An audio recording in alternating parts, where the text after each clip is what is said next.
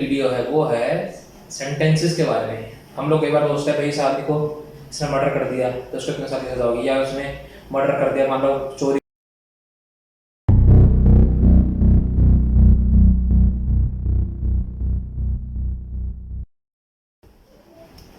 नमस्कार friends, channel से आपका फिर से स्वागत है। मेरी और अच्छी वीडियो देखने के लिए आप मेरे चैनल सब्सक्राइब कर सकते हैं, और आप मेरे चैनल को सब्सक्राइब करेंगे तो आपका लॉ का ज्ञान बढ़ेगा ही, कम नहीं होगा। और हर किसी चीज़ की वृद्धि इंसान के लिए फायदेमंद ही होती है, कम नुकसानदेह नहीं होती। आज की जो मेरी वीडियो है वो है सेंटेंसेस के बारे में। हम लोग कई बार सोचते हैं भाई इस आदमी को इसने मर्डर कर दिया तो उसको कितने साल की सजा होगी, या उसने मर्डर कर दिया मान लो चोरी करने का घुसा हुआ इसी घर के अंदर। ठीक है, चोरी करने के साथ साथ उसने क्या करा, इसने मारपीट कर दी। मारपीट के बाद उसने चक्कू मार दिया। तो ये क्या है, जितने ज़्यादा उसने काम करे, चोरी करी थेफ्ट लग गया, मारपीट करी हर्ट लग गया, वॉलंटरी कॉजिंग ग्रीवियस हर्ट लग गया, और लग गया सेक्शन 299 कल्पेबल लग गया। तीसरी बात उसने क्या करा, अगर वो 1 से 2 आदमी है या 5 से ज़्यादा आदमी तो क्या होगा, रॉबरी हो गई। ठीक है जी, चोरी का लग गया, आपका मारपीट का लग गया, और अगर चक्कू मार गया आदमी तो मर्डर का लग गया। तो ऐसे क्राइम बढ़ते जाते हैं। उसके अंदर क्या होता है, कई बार क्या होता है कि सेंटेंसेस जो होते हैं, वो जो कोर्ट होती है वो कोर्ट डिसाइड करती है किस तरह से सेंटेंसेस चलने हैं, मतलब किस तरह से जो जुर्म है। तो कि हर जो एक सेक्शन लगेगा उसके ऊपर, मान लो आपका 299 लगा, 299 लगा कल्पेबल होमिसाइड, या लगा मर्डर का 302, या लगा थेफ्ट का। तो इन सबकी जो जुर्म है, जैसे अंदर जो आपको दंड दे रखा है, इम्प्रिजनमेंट दे रखी है, पनिशमेंट दे रखी है, वो किस हिसाब से चलती है, ये कौन डिसाइड करेगा। ये सबसे बड़ा आज का, या जब हम कोई केस लड़ते हैं उसके अंदर यही क्वेश्चन होता है कि भाई इसकी सेंटेंस कैसे चलेगी। तो उसके अंदर जो वकील साहब हैं, वकील साहब को इसमें चतुराई दिखानी पड़ती है, मतलब क्लेवरनेस दिखानी पड़ती है कोर्ट को उस तरह से जाने के लिए, अपने अनुकूल इस तरह से करने के लिए कि भाई हम ये करके उसके सेंटेंस ऐसे कम करा सकते हैं। तो वो काम किसके अंदर होता है, वो काम होता है सेक्शन 31 ऑफ CRPC के अंदर। वो कहता है sentences in cases of conviction of several offences at one trial, मतलब कितने सेंटेंसेस एक ट्रायल के अंदर चल सकते हैं और किस तरह से उनको आगे चलाएंगे, या किस तरह से जो व्यक्ति अक्यूज्ड है, अक्यूज्ड आदमी कब बनता है, जब उसके ऊपर केस प्रूव हो जाता है। जब तक उसके ऊपर केस प्रूव नहीं होगा, अब जैसे किसी ने चक्कू मार दिया वो तो अक्यूज्ड कहलाएगा, लेकिन किसी के अगेंस्ट अगर हमने कंप्लेंट करी सेक्शन 200 में रजिस्टर्ड के पास, तो वो आदमी जब तक अक्यूज नहीं कहलाएगा जब तक उसके बिहाफ अगेंस्ट केस प्रूव नहीं हो जाता है। जब उसके ऊपर केस प्रूव हो जाएगा उसके बाद वो अक्यूज कहलाएगा, नहीं तो उससे पहले रेस्पोंडेंट कहलाता है। ठीक है जी। तो इसमें कौन कौन से ऑफेंसेस होते हैं, ऑफेंसेस किस तरह चलेंगे। एक तो होता है कॉन्सिक्यूटिव सेंटेंसेस, सेंटेंसेस होते हैं कॉन्सिक्यूटिव, एक खत्म हुआ उसके बाद दूसरा, दूसरा हुआ उसके बाद तीसरा, तीसरा हुआ चौथा, चौथा हुआ पांचवा, पांचवा छठा, सातवां आठवां, ऐसे करते हैं। जैसे मान लो मर्डर केस करते, मर्डर के अंदर 7 साल की सजा है, और कोई दूसरा केस करते हैं उसमें 10 साल की सजा है, तीसरा काम कर दिया उसके अंदर 15 साल की सजा है, 15 साल तक सजा होती नहीं, मैक्सिमम 10 साल या 12 साल की सजा होती है, उससे सजा नहीं। चौथा काम करते उसमें 4 साल की सजा है।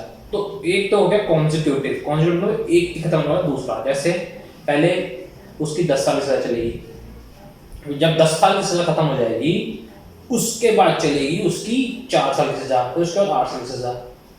ठीक है जी, ये तो हो गया कंसेक्यूटिव। एक होते हैं कॉन्कोनेंटली, कॉन्कोनेंटली मतलब सारी सजा जज साहब क्या करेंगे, इकट्ठी कर देंगे। मान लो किसी व्यक्ति की 20 साल की सजा हो गई, लेकिन उसको क्या कर दिया, इकट्ठा कर दिया। इकट्ठा करने के बाद उसकी सेंटेंस जो इकट्ठी चलेगी, साथ से चल जाएगी।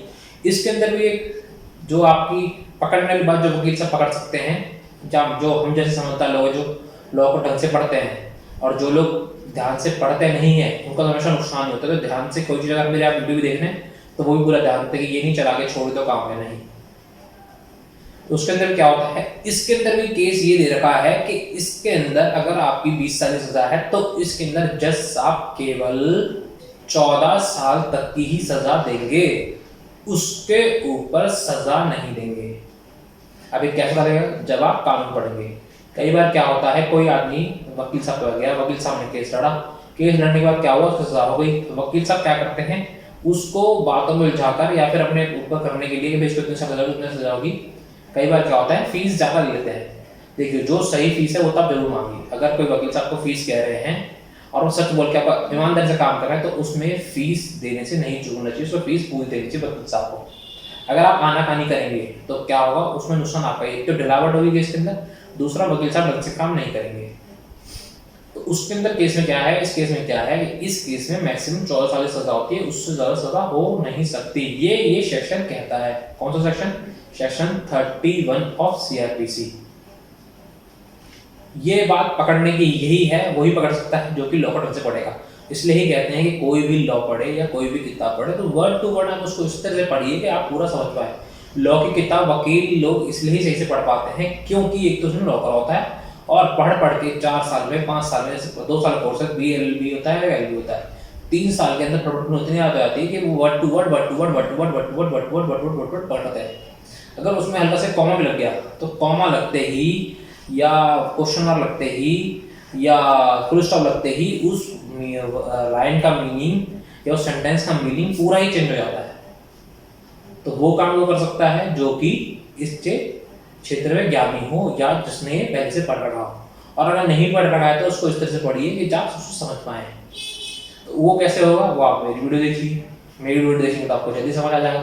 क्योंकि हम क्या है, मैं इतने साल से प्रैक्टिस कर रहा हूँ, मैं धीरे पढ़ रहा हूँ और पढ़ता ही जा रहा हूँ। जितना ज़्यादा मैं वीडियो ना उतना पढ़ूंगा। 2 तरह के सेंटेंस होते हैं, कॉन्सिक्यूटिव, कॉन्करेंटली। कॉन्सिक्यूटिव में क्या होता है, वीडियो आपका सेंटेंसेस एक के बाद एक के बाद एक के बाद एक के बाद एक के बाद एक के बाद एक के बाद एक के बाद चलते रहते हैं, वो भी मैक्सिमम 14 साल के होते हैं। और कॉन्करेंटली में क्या होता है, सारे सेंटेंसेस इकट्ठे चलते हैं।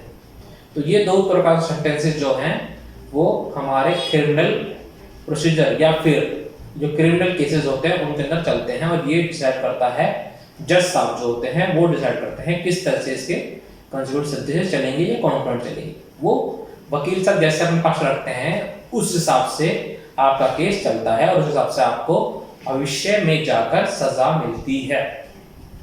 यही मेरी आज की वीडियो थी सेंटेंसेस के बारे में, कॉन्सिक्यूटिव, कॉन्करेंटली, दोनों बहुत ही समझना आसान है अगर आप मेरी वीडियो शुरू से लेकर अंत तक देखें तो आप वीडियो अच्छी लगे तो इसको शेयर करिए, चैनल को सब्सक्राइब करिए, क्योंकि इसके बाद आगे और अच्छी लॉ वीडियो आती रहेगी और आपका ज्ञान बढ़ता रहेगा। और ये नॉलेज, सारी वीडियो जो नॉलेजेबल है, इंडियन लॉ के रिलेटेड है। इसमें मैं कॉन्स्टिट्यूशन वीडियो बनाऊंगा और अच्छी लगी दूसरे को शेयर करना चाहते हो उस वीडियो को शेयर करिए।